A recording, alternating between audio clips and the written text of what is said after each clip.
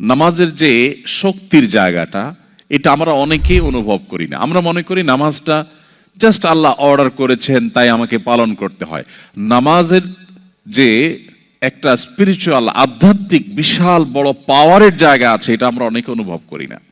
এই জন্য ঈমানের পর ইসলামের সবচেয়ে বড়, সবচেয়ে গুরুত্বপূর্ণ বিধানের নাম হলো ৫ ওয়াক্ত নামাজ। ঈমানের পর ৫ ওয়াক্ত নামাজের চাইতে গুরুত্বপূর্ণ বা ইম্পর্টেন্ট কোনো বিধান ইসলামে আর নেই।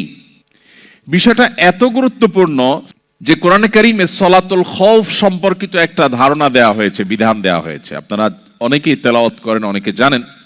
যদি কেউ সম্মুখ সমরে লিপ্ত থাকে, মুখোমুখি যুদ্ধ যেটাকে বলে, আগের যুগে যেটা হতো, সেই মুখোমুখি যুদ্ধে যদি কেউ রত থাকে, এমত অবস্থায় তার নামাজ পড়ার যখন সময় হবে তখন তিনি কিভাবে নামাজ পড়বেন?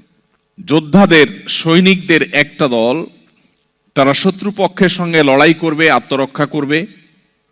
আরেকটা দল একজন ইমামের অধীনে ১ রাকাত নামাজ পড়বে।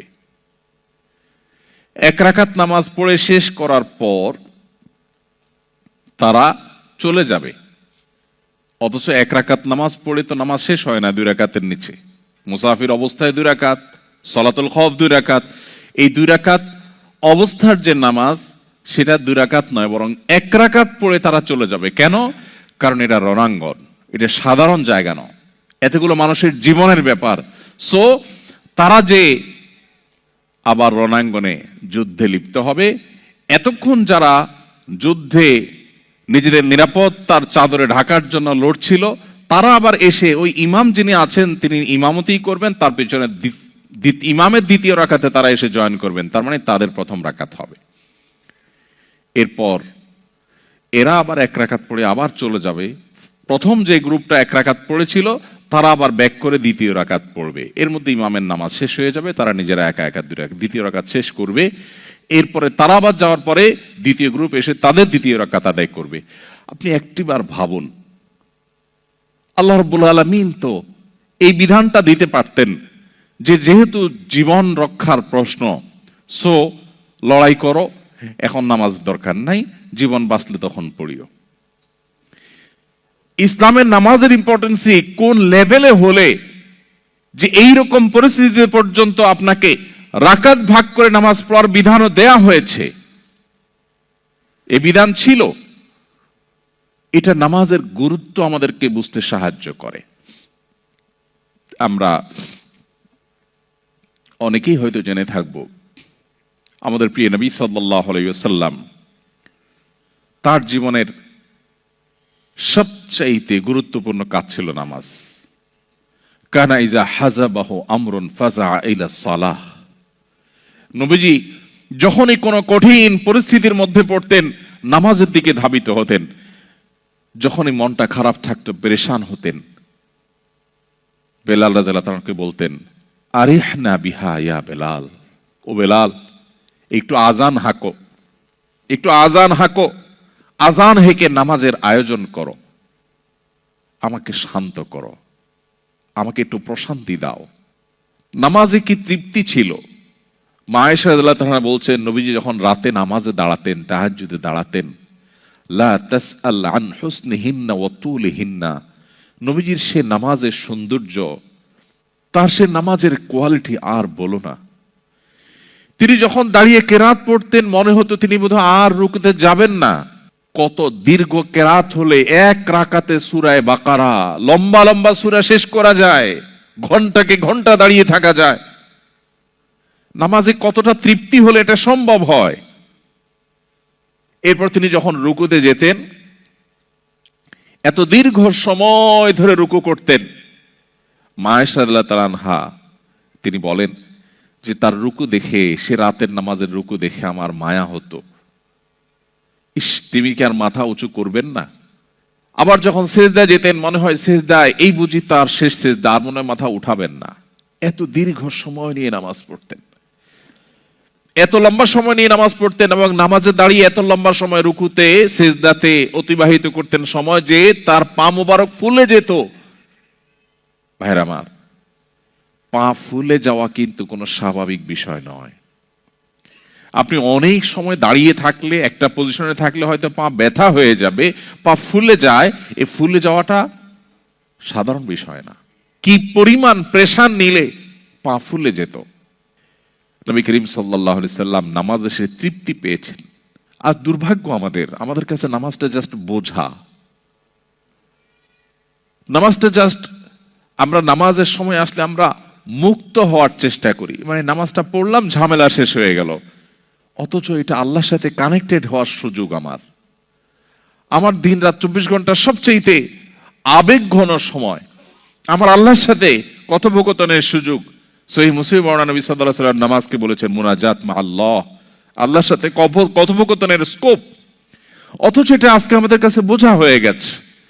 এই নামাজ, এটাকে যদি কোয়ালিটির সাথে আদায় করতে পারি, খুব ধীরস্থিরতার সাথে, লম্বা সময় নিয়ে, মনোযোগ সহকারে, নামাজে কি বলছি সেগুলোর অর্থ বুঝে বুঝে আল্লাহর সাথে আমি যদি কনভারসেশনে, কথোপকথনে আমি রত হয়ে যাই, ডুবে যাই, তাহলে আমার মাল্টিকালচারাল সোসাইটিতে আমার ঈমান, আমার ইসলামের এই পরিচয়কে ধারণ করতে অনেক বেশি হেল্পফুল হবে। নামাজ অনেক বেশি হেল্প করবে। আপনারা আয়াত অনেকেই জানেন, আল্লাহ তাআলা বলেছেন ইন্নাস সালাতা তানহা আনিল ফাহশাই ওয়াল মুনকার। নামাজ মানুষকে অশ্লীল মন্দ কাজ থেকে বাঁচিয়ে রাখে। আমাদের অনেক ভাইরা আছে যারা ঠুনকো অজুহাতে নামাজ তরক করেন, বিশেষ করে এই ধরনের পরিবেশে আপনারা যেখানে আছেন। যে অফিসে আমার কলিগদের মধ্যে কেউ মুসলমান না, আমি একা মুসলিম, আমি একা নামাজ পড়লে কেমন দেখা যায়, সবাই তাকিয়ে থাকবে।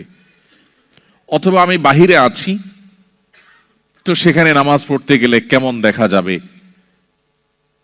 এখানে কোনো মসজিদ পাচ্ছি না আশেপাশে, এদিকে ওয়াক্ত শেষ হয়ে যাচ্ছে, তাহলে আমি নামাজ না পড়লে, নামাজ পড়তে গেলে সবাই আমার দিকে তাকিয়ে থাকবে, বা আমি একটু বিব্রতকর পরিস্থিতি পড়ব। এরকম ঠুনকো অজুহাতে আমরা অনেকে নামাজ ছেড়ে দেই। এটা হলো আমাদের ঈমানের দুর্বলতার কারণে, আমার ঈমানের দুর্বলতার কারণে। একজন ঈমানদার তার জীবনে কোনো অবস্থাতে তিনি নামাজ ত্যাগ করতে পারেন না। ইসলামে অনেক বিষয়ের ত্যাগ, এটার বিকল্প আছে, কিন্তু নামাজ ত্যাগের বিকল্প নেই। এই জন্য কোনো মুসলিম নামাজ ত্যাগ করতে পারেন না। মুহাম্মদ সাল্লাল্লাহু আলাইহি সাল্লামের সময় মুনাফিক যারা ছিল তারাও নামাজ পড়তো। যারা ভিতরে ভিতরে অমুসলিমদের চর ছিল, তারা নামাজের সময় মসজিদে উপস্থিত হতো। এই জন্য এই পরিবেশে যদি আপনি 5 ওয়াক্ত নামাজকে সর্বোচ্চ গুরুত্বের সাথে আদায় করেন, আপনি যদি একাকী কোথাও কোনো অফিসে থাকেন, একাকী নামাজ পড়বেন। আপনি অন্তত ফরজটুকু হলো আপনাকে পড়তেই হবে। আপনার লাঞ্চের ব্রেকের সময় আপনি ওয়াশরুমে যাওয়ার যে সময়টা পাবেন, সেই সময়টা থেকে সেভ করে আপনাকে নামাজ পড়তে হবে, যে কোনো মূল্যে পড়তে হবে। তো যদি কেউ নামাজের ব্যাপারে এই নো কম্প্রোমাইজের জায়গায় যেতে পারে, আশা করা যায় তার ঈমানকে আল্লাহ তাআলা সেভ করবেন। কারণ অন্যায় অশ্লীলতা থেকে সে বাঁচতে পারবে। এই নামাজ তাকে প্রতিহত করবে তার সমস্ত বাধাগুলোকে। এই জন্য নামাজের ব্যাপারে আমাদের সর্বোচ্চ গুরুত্ব আরোপ করতে হবে। আমাদের বোনরা অনেক সময় দেখা যায় এমন কোনো পরিবেশে যান যে পুরুষরা যেখানে সেখানে ঘাসের উপর দাঁড়িয়ে গেল, বোনরা দাঁড়াতে পারেন না, কিন্তু তাদেরকেও দাঁড়াতে হবে। সবাই তাকিয়ে থাকবে, থাকুক না। হ্যাঁ, আমি বলছি না আপনাকে মানুষের চলাচলের রাস্তায় আপনাকে দাঁড়িয়ে যেতে, আমি বলছি না আপনাকে এমন কোনো জায়গায় দাঁড়িয়ে যেতে যে মুসলমানদের সম্পর্কে এখানকার অন্য ধর্মাবলম্বীরা বাজে ভুল ধারণা নেয়, আমি সেটা বলছি না। নিশ্চয়ই আপনি 2 রাকাত নামাজ পড়ার মতো জায়গা আপনি বের করে নিতে পারবেন, সেটা আপনাকে করতেই হবে। অতএব এই জায়গাটাতে আমাদের কোনো কম্প্রোমাইজ করা চলবে না। আমাদের সাবকন্টিনেন্টে যারা আমরা মুসলমান, আমাদের মধ্যে একটা ধারণা জন্মেছে যে নামাজ না পড়লে কি হয়েছে, ঈমান আছে। অনেক বেনামাজিকে নামাজের কথা বললে বলে, ভাই নামাজ না পড়লে কি হয়েছে, আমার ঈমান আছে। নাম আতর আলী, গায়ের থেকে দুর্গন্ধ আসে। নাম কি? আতর আলী, গায়ের থেকে আসে কি? দুর্গন্ধ। ব্যাপারটা ওই রকম। আপনি বলতেছেন নামাজ না পড়লে কি হয়েছে, আমার ইমান আছে, মানে আপনার ইমান এত মজবুত, আপনার ইমান তো আমার দরকার যে না পড়লেও থাকে। অথচ নবী করিম সাল্লাল্লাহু আলাইহি সাল্লাম কঠোরভাবে বলেছেন, শক্তভাবে তিনি বলেছেন, আল ফারকু বাইনানা ওয়া বাইনাহুম তারকুস সালাহ। ইমানদারের সাথে অমুসলিমের পার্থক্যই হলো মূলত নামাজ। এটা ইমানদারকে পৃথক করে। অতএব কোনো অবস্থাতে এটা ছাড়া যেতে পারে না। আমি আপনাদেরকে উদাত্ত আহ্বান করতে চাই, আমাদের অনেক ভাইরা আছেন যারা বাসায় নামাজ পড়েন, কর্মস্থলে পড়েন না, অথবা পাঁচ ওয়াক্ত নামাজ পড়েন কিন্তু একটু ঝামেলা হলে তিনি নামাজ কাজা করেন। পৃথিবীর অনেক দেশে আমাদের অনেক ভাই বোনরা আছেন যারা আমাদের কাছে প্রশ্ন পাঠান, বলেন ভাই সকাল থেকে নিয়ে নামাজের সময় পাই না, তো আমি একসাথে ডিউটি শেষে বাসায় এসে জোহর আসর মাগরিব এশা একসাথে পড়ি। নামাজটা এরকম ছেলে খেলা নয়। আল্লাহ বলেছেন ইন্না সালাতা কানাত আলাল মুমিনিনা কিতাবাম মাওকুতা, নির্দিষ্ট সময় নামাজ পড়াটাকে অপরিহার্য করা হয়েছে। আপনার যদি এমন কোন জব, এমন কোন চাকরি করতে হয় যে চাকরি করতে গিয়ে আপনি নামাজ পড়তে পারবেন না, তো সেই চাকরি আপনি করবেন কিনা তার আগে সিদ্ধান্ত আপনাকে নিতে হবে আপনার ঈমানের আলোকে। আপনাকে যদি আমি অফার করি যে আপনি একটি জব আপনার সামনে আছে, আপনি একটা চাকরি করবেন, সেখানে আপনি ডিউটি চলাকালীন সময়ে শুধু নিঃশ্বাসটা বন্ধ করে রাখতে হবে, স্যালারি পাবেন আপনি 1 বিলিয়ন, কেউ করবে এই চাকরি? কারণ স্যালারি তো পরের কথা, প্রথম দিনের কয়েক সেকেন্ডের পরেই তো আমি মারা যাব। তো 1 বিলিয়ন যদি আমি পাইও, এটা দিয়ে আমি কি করব? ইমানদারের কাছে নামাজটা সেরকম। আমার নামাজ যদি পড়াই না যায়, আমার ইমানে যদি না থাকে, তো আমি এই চাকরি দিয়ে কি করব? ভাইরা আমার, ওই যে আমি শুরুতে বলছিলাম নবী সাল্লাল্লাহু আলাইহি সাল্লাম যে ফিতনার কথা বলেছেন না, কিয়ামতের আগে বহুবিধ ধোঁয়াশা আসবে। ফিতনা মানে ধোঁয়াশা, বিভ্রান্তি, চকচকে লাইফ, কালারফুল জীবন, এটার হাতছানি আমাদেরকে ডাকে। আমাদের মনে হয় এটা পেয়ে গেলে, আমি পিআর পেলে, পাসপোর্ট পেলে, অমুক জায়গায় যেতে পারলে, তমুক ক্যারিয়ারে উঠতে পারলে, অমুক জায়গায় পৌঁছতে পারলে বোধহয় আমি সুখ শান্তি পেয়ে যাব। সেটা পাওয়ার পরে আমাদের মনে হয় না, তেমন কোনো পরিবর্তন হয়নি। এগুলা নিছকই মরিচিকার মতো মানুষকে পাগলের মতো, পঙ্গপালের মতো ডাকতে থাকে, টানতে থাকে। ছাত্র জীবনে মনে হয় ভালো রেজাল্ট করলে বোধহয় আমি সাকসেস হয়ে যাব। অনেক কষ্ট করে রেজাল্ট করার পর দেখা যায় অনেকে সাকসেস হতে পারেন নাই। এরপর মনে হয় ঘুষ দিয়ে হোক, চুরি করে হোক, দুর্নীতি করে হোক, 2 নম্বরই করে হোক, একটা চাকরি পেলে বোধহয় আমি সোনার হরিণ পেয়ে যাব। হয়তো চাকরি পেয়েও যায়, কিন্তু সুখ হয়তো তার আর ধরা দেয় না। এভাবে বিভিন্ন পার্থিব লোভ লালসার মোহনীয় হাতছানি আমাদেরকে ডাকে।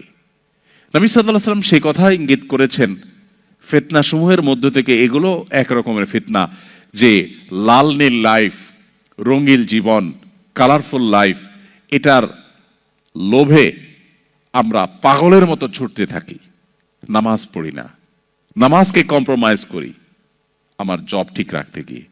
এটা কোনো মুসলিমের কাজ না। এই কাজ করলে সে মাল্টিকালচারাল সোসাইটিকে আজ হোক আর 2 দিন পরে সে হারিয়ে যেতে বাধ্য। সে অতল গভীরে হারিয়ে যাবে, এই ফিতনার অন্ধকারে সে ডুবে যাবে। নিজেকে সেভ করার জন্য নামাজটাকে নো কম্প্রোমাইজের লেভেলে রাখার কোনো বিকল্প নাই। আল্লাহ আমাদের সবাইকে 5 ওয়াক্ত নামাজকে সর্বোচ্চ গুরুত্বের সাথে আদায় করার তৌফিক দান করুন।